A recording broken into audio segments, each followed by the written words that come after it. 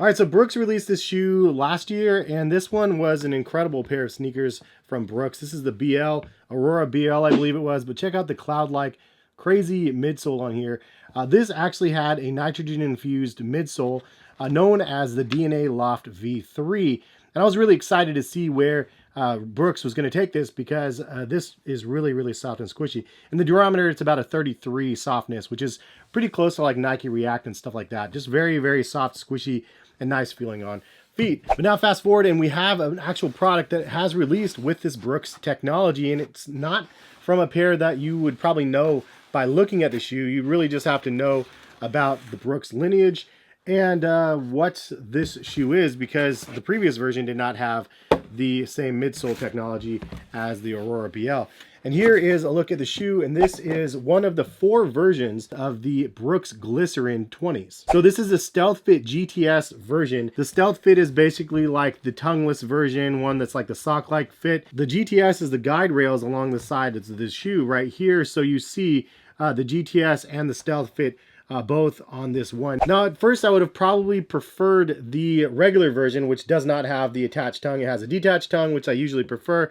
It's easier to get on a lot of times for my feet, and you know, I have a little bit of a wider foot, so this section right here is usually a little bit snug. I will say that once I tried this on, this upper is really, really soft and flexible, and also the way that they treated the laces, something that I'll get back to, is really nice because you don't feel anything in the inside of the shoe. It truly is kind of like a sock-like fit. But anyway, there's the regular version, and then there's a regular version with the GTS guide rails as well. This is a shoe that I was really excited to get, though. I tried the Glycerin 18s a couple years ago, and I wasn't honestly that impressed with it. It just felt like a regular midsole, a little bit firmer than I would have expected. But then, as I mentioned, this Aurora BL sneaker from Brooks really was surprising how crazy soft squishy this midsole was.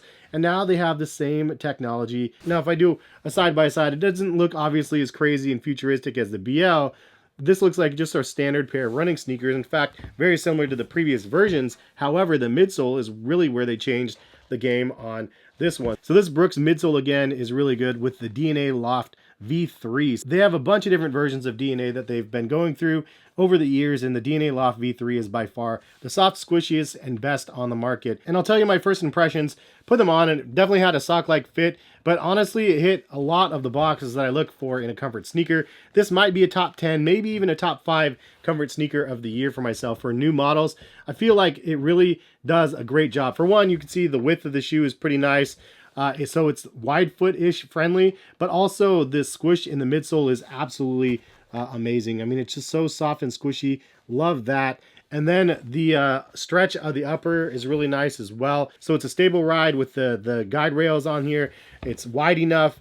It's stretchy and it's squishy in all the right ways. Like, this shoe was just a really nice well-made product. So let's get into some of the specs from what Brooks says about the shoe. Sleek, snug, and modern. No matter the training routine, you can count on the Brooks Glycerin Stealthfit GTS 20 for your comfort and stability. Decked out with guide rails support in a snug stealth fit construction, these shoes help you rack up your miles in comfort. The nitrogen-infused DNA Loft V3 delivers the softest landing and enables explosive takeoffs to elevate your performance. Maximize results with cushioning comfort in the Brooks Glycerin Stealthfit GTS 20. The FitKnit upper provides seamless structure and breathability, and external lacing system delivers a distraction-free fit. And they run about 9.7 ounces. I would say overall comfort rating, I would actually give it an 8 out of 10. It's a really comfortable shoe. It doesn't look like it's going to be very comfortable, and especially if you've tried the Brooks Glycerin 17, 18, 19s, you might be like, yeah, it was okay. It wasn't like anything super amazing. But then you try on these ones, and it's literally a different experience on your feet from the ground up build. So the midsole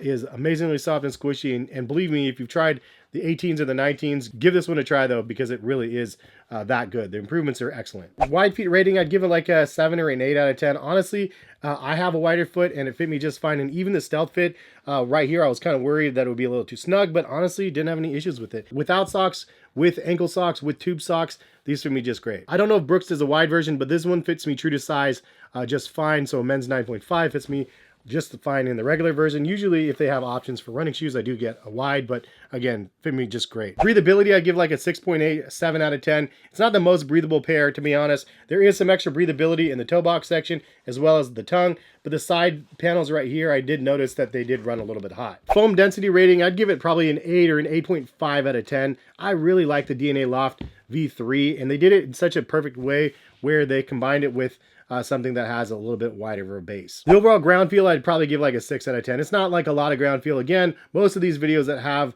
high stacks of cushioning isn't going to have the most ground feel, because really that's why it's like a high stack, like max comfort sort of sneaker.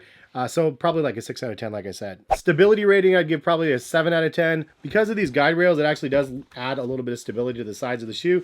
But again, the width of the shoe is very key as well. They made the forefoot really wide. The heel they actually made pretty wide as well.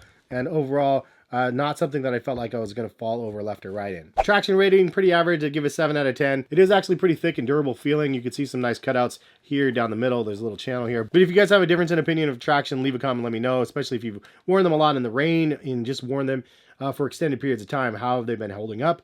Leave a comment and let other people know as well. I'd say overall durability, it's tough to rate that because I haven't worn the shoe a lot. I'd have to do like a after wearing video, but I would give it probably a 7 out of 10 as well. Again, if you guys have a difference in opinion, leave a comment. There is some reinforcement underneath the front section, like the toe box area, underneath the knit. And overall, the midsole and traction seems like this is going to be a pretty durable material. But again, if you guys have a difference, leave a comment. I would say aesthetics of the shoe, I'd give probably like a 6.8 out of 10. I don't think it's a very attractive looking shoe. I mean, this one was really fire. I like this one. It was really crazy looking. This one just looks like a regular shoe. There's nothing groundbreaking about the shoe, and it fits in so average that people might skip it because they might not think it is as good of a shoe that it actually is, which is kind of sad. It's sad. It's overlooked.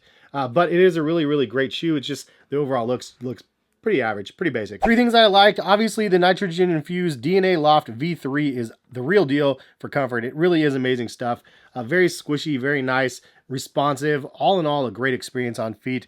If you're looking for a comfort shoe, again, this one might be a top 5. It's definitely a top 10 for the year. So expect to see this again, like on my finalist countdown of comfort sneakers for this year, because this one for sure is pretty money. Upper is better than expected as well. Something that I like, that it's stretchable and comfortable with ankle socks. And I didn't expect that. I thought honestly it would be uncomfortable, but because of the way that they stitched on the lacing on the outside, you don't really feel the stitching on the inside, and you could wear these without socks on and you're actually just fine as well. So something I like, pretty versatile with that. And I think that's the last thing I would mention is the wide base of the shoe, and the overall structure and feel and fit of this shoe makes this a very versatile pair of shoes. One you can run in, obviously. One that you can set up probably a PR at Costco in, because you'd be swiftly walking around in comfort and style. Maybe not so much style, but comfort at least in this shoe, because it really is a comfortable model. I do like that they have 4 different versions of the shoe as well. I would probably like to try the regular version without the stealth fit on it, because again, I kind of usually prefer that